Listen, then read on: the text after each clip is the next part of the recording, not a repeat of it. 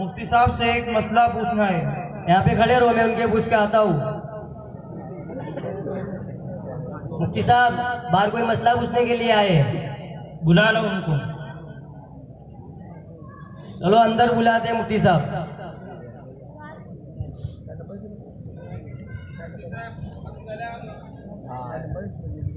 مفتی صاحب السلام علیکم ورحمۃ اللہ وبرکاتہ. وعلیکم السلام ورحمۃ اللہ وبرکاتہ. فرمائیے کیا مسئلہ ہے اور یہ لوگ کون ہیں؟ مفتی صاحب یہ میرا بیٹا ساجد ہے اور یہ اس کا سالہ فرقان ہے، اور ہم سب ایک مسئلے کے حل کے لیے آئے ہوئے ہیں. بتاؤ کیا ہے؟ مفتی صاحب مجھے اپنے بیٹے ساجد کی بیوی سے بڑی شکایت ہے کہ جب سے اس کے قدم میرے گھر میں پڑے ہیں تب سے گھر کا نظام برباد ہو گیا ہے، کیونکہ میری بہو میرا اور اپنی ساس کا کہنا نہیں مانتی ہے، نہ ہم دونوں کی خدمت کرتی ہے اور نہ وقت پر کھانا دیتی ہے، نہ ہمارے کمرے میں جھاڑو لگاتی ہے اور نہ بستر اٹھاتی ہے. تکلیف میں راحت پہنچانے کی تو دور کی بات بلکہ ایسی باتیں کہتی ہے کہ تکلیف میں اضافہ ہو جائے. مثلا یہ کہتی ہے کیا ہوا، بوڑھاپے میں اس طرح کی تکلیف ہوا کرتی ہے، اس سے برداشت کرو، صبر سے کام لو کیونکہ صبر کا بڑا ثواب ہے. دوسرے بوڑھوں کو دیکھو کہ وہ کیسی مصیبتوں میں مبتلا ہے لیکن ان کی زبان سے کبھی کوئی شکایت نہیں نکلی، اور تم ہو کہ ذرا سی تکلیف پر زمین و آسمان کو سر پر اٹھا لیتے ہو اور اپنے بیٹے بہو پوتا اور پوتی کے آرام کا ذرا سا بھی خیال نہیں رکھتے. اور یہ میرا بیٹا اپنی بیوی کو کچھ نہیں بولتا ہے بلکہ اس کی طرفداری کرتا ہے، جورو کا غلام بن گیا ہے. میں کہتا ہوں ایسی نافرمان بیوی کو تو طلاق دے تو طلاق بھی نہیں دیتا ہے. مفتی صاحب آپ اس کو ذرا سمجھائیے، ہماری خدمت کی تاکید کریے. بیٹا ساجد ذرا آپ اپنی ہوم منسٹر یعنی بیگم صاحبہ کو بتائیں کہ وہ اپنے ساس اور خسر کے ساتھ اچھا سلوک کرے، کیونکہ کل تم دونوں بھی کسی کے ساس اور خسر بنو گے. مفتی صاحب میری بھی بات سنو، میں بھی دونوں تھی خوب حیران ہوں. بتاؤ کیا ہے؟ ساجد بھائی میرے بہنوں ہی ہے. میں 2015 میں انہوں میری ایک لوتی ایک بہن کے ساتھ بیاہ کرا. بیاہ کے بعد آج سودی قریب میری بہن کو چین سکون نصیب نہیں ہوا، جس کے کیڑی ہمارا بھی چین سکون اٹھ گیا ہے. ساجد بھائی میرے بہنوں ہی نو میری بہن کا خرچہ اٹھاتے کہ نو اس کی ضرورتوں کا خیال رکھتے، نہ جدہ بھی میری بہن انہوں کے پاس ضرورت کے واسطے پیسے مانگتی ہے تو اس کو مارتا ہے، نہ طلاق کی دھمکیوں دیتا ہے، نہ کہتا ہے کہ جا تیرے ماں باپ کے گھر، نہ جا تیرے ماں باپ کے پاس تھی پیسے لے لیجی، یہ لوٹ روپیوں والے ہیں. نہیں اسے آرڈر کرتا ہے، نہیں اس کے آرڈر کو پورا کرنا 100% ضروری ہوتا ہے، نہیں اسے خدمت کرواتا ہے، نہیں اس کے گھر والوں کی خدمت کرنا 100% ضروری ہوتا ہے. کئی ساسو قوم بتاتی ہے تو کئی سسرا بتاتا ہے، کئی نڑد بتاتی ہے تو کئی دیور بتاتا ہے.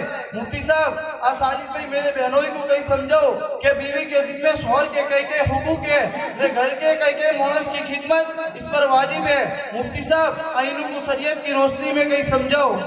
فیروز خان اگر آپ دونوں اپنی بہو کو بیٹی کی طرح سمجھتے تو آج اس طرح کی شکایتیں آپ کی زبان سے نہ نکلتی، اور آج ہر گھر میں بس اسی وجہ سے جھگڑا ہے کہ ہماری بہو ہمارا کہنا نہیں مانتی. یہ سب شکایتیں شریعت سے جہالت کی وجہ سے ہے، کیونکہ ساس اور خسر کی خدمت اور ان کی فرما برداری بہو پر واجب نہیں ہے، بلکہ اگر وہ ساس اور خسر کی خدمت کرتی ہے تو یہ اس کا بڑا احسان ہے. اور ایسے بھی گھر کا کام کاج کرنا اور کھانا پکانا یہ سب بہو کی ذمہ داری نہیں ہے بلکہ یہ اخلاقی فریضہ ہے. اس لیے کہ آپ صلی اللہ علیہ وسلم کی گھر کی ذمہ داریاں خود ازواج مطہرات ادا کرتی تھی، اور صحابہ رضوان اللہ علیہم اجمعین کے گھروں کا بھی یہی معمول تھا، اور آپ صلی اللہ علیہ وسلم کی بیٹیوں کے گھروں کا بھی یہی معمول تھا. خاص طور پر حضرت فاطمہ رضی اللہ عنہا کے گھر کا تمام کام بذات خود ادا کرتی تھی. اس لیے آپ دونوں اپنی بہو کو بیٹی کی طرح سمجھو، اور جو کچھ بھی وہ آپ کی خدمت کرے اس کو بڑا احسان سمجھو، اور کبھی ادھر ادھر ہو جائے تو لوگوں کے سامنے شکایتیں نہ کرو اور نہ اس کو برا سمجھو. اور ساجد بھائی آپ کا اپنی بیوی کو مارنا اور طلاق کی دھمکی دینا اور اس کی ضروریات کا خیال نہ رکھنا اور اس کے باپ کے گھر سے پیسے منگوانا یہ سب شریعت کی نظر میں سنگین جرم ہے اور یہ اپنی غیرت کے خلاف ہے. کیونکہ شریعت نے جہاں جہاں مردوں کے حقوق بیان کیے ہیں وہاں پر عورتوں کے بھی حقوق بیان کیے ہیں۔ آج کل لوگ یہ سمجھتے ہیں کہ مردوں کے حقوق ہے اور عورتوں کا کوئی حق نہیں ہے، بلکہ عورتوں کے بھی حقوق ہیں۔ عورتوں کے حقوق جو مردوں پر ہیں وہ یہ ہے کہ نمبر 1 بیوی کے ساتھ اچھی طرح سے پیش آنا۔ آپ صلی اللہ علیہ وسلم نے فرمایا کہ تم میں سب سے بہتر وہ ہے جو اپنے بیوی کے ساتھ بہتر ہو۔ اور نمبر 2 اس کا خرچہ یعنی رہنے کے لیے مکان، اس کا کھانا پینا، دوا دارو، جیب خرچ وغیرہ اپنی حیثیت کے مطابق دینا۔ اور نمبر 3 مہر جو نکاح کے وقت شوہر سے وصول کی جاتی ہے۔ اور نمبر 4 میراث یعنی شوہر کی وفات کے بعد اس کے مال میں سے اس کا مقررہ حصہ دینا۔ اور اپنی بات طلاق اور مارنا اور گھر سے نکالنے کی دھمکی دینا تو یہ سب شریعت کے خلاف ہے۔ اس طرح کرنے سے آدمی کو بعد میں پچھتانا پڑتا ہے اور آئے دن اس کا مشاہدہ ہوتا رہتے ہیں۔ اور اگر ہم شریعت کے مطابق چلیں گے تو ہمیں کبھی پچھتانا نہیں پڑے گا۔ اور شریعت کہتی ہے کہ اگر بیوی نافرمان ہے تو سب سے پہلے اس کو سمجھایا جائے۔ اگر سمجھانے سے نہ مانے تو سونے میں اپنے بستر کو الگ کر دے۔ اگر اس سے بھی مسئلہ حل نہ ہو تو پھر تادیباً اس کو مار سکتا ہے، لیکن یہ بات یاد رہے کہ کمزور اعضاء اور چہرے پر نہ مارے، اور 3 مرتبہ سے زیادہ بھی نہ مارے، اور اس طرح بھی نہ مارے کہ نشان پڑ جائے۔ اور اگر اس سے بھی مسئلہ حل نہ ہو تو پھر دونوں خاندان کے سمجھدار لوگوں کو جمع کریں اور ان کے سامنے یہ مقدمہ رکھا جائے۔ اگر ان کے سمجھانے سے مسئلہ حل ہو جاتا ہے تو ٹھیک ہے، اور اگر ان کے سمجھانے سے بھی مسئلہ حل نہیں ہوتا تو پھر آخری طریقہ طلاق دینا ہے، اور وہ بھی طلاق رجعی دے تاکہ بعد میں پچھتاوا ہو، اور رجوع کرنا چاہے تو عدت میں بغیر نکاح کے کر سکے، اور عدت کے بعد نکاح کر کے اپنی زندگی میں لا سکے۔ اور اگر ہم شریعت کے خلاف چلیں گے تو ہمیں حلالہ کرانے کی ضرورت پڑے گی، اور حلالہ کرانا یہ شرعاً، عقلاً اور عرفاً ہر اعتبار سے ناپسندیدہ اور بری چیز ہے۔ دیکھو میں نے آپ حضرات کے سامنے شریعت کی روشنی میں باتیں بیان کر دی ہیں، امید ہے کہ آپ لوگ سمجھ گئے ہوں گے۔ میں اللہ تعالیٰ سے دعا کرتا ہوں کہ اللہ تعالیٰ ہم سب کو اپنی ذمہ داری سمجھ کر اس کو نبھانے کی توفیق عطا فرمائے۔ مفتی صاحب آپ کا بہت بہت شکریہ، آپ نے ہمیں سیدھی راہ دکھائی۔ انشاءاللہ ہم وعدہ کرتے ہیں کہ ہم اس پر عمل کریں گے اور دوسروں کو بھی بتائیں گے۔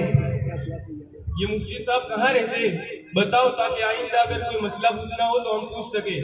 ہاں مفتی صاحب ہمارے قوم کے موٹے مدرسہ دارالعلوم سب برہانی میں پڑھاتے ہیں۔ ان کے علاوہ 3 ہیں، کل 4 مفتی صاحب ہیں جو موٹے مدرسے میں پڑھاتے ہیں۔ ہمارے ناظم صاحب نے بتایا ہے کہ آتے برس انشاءاللہ دارالفتہ کھولنے کا ہے، جس کو بھی کوئی بھی مسئلہ پوچھنا ہو یا انہیں پوچھ سکتا ہے انشاءاللہ، اور شریعت کی روشنی میں اس کے مسئلے کا حل بتائیں گے حوالے کے ساتھ۔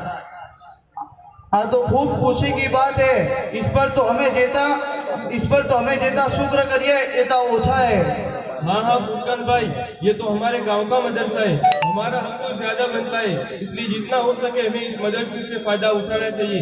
اللہ تعالی ہم سب کو اس مدرسے سے زیادہ فائدہ اٹھانے کی توفیق عطا فرمائے، اور اپنے بچوں کو دینی تعلیم حاصل کرنے کے لیے زیادہ سے زیادہ مدرسے میں بھیجنے کی توفیق عطا فرمائے۔ آمین۔ آمین۔ السلام علیکم ورحمۃ اللہ وبرکاتہ۔ وعلیکم السلام ورحمۃ اللہ وبرکاتہ۔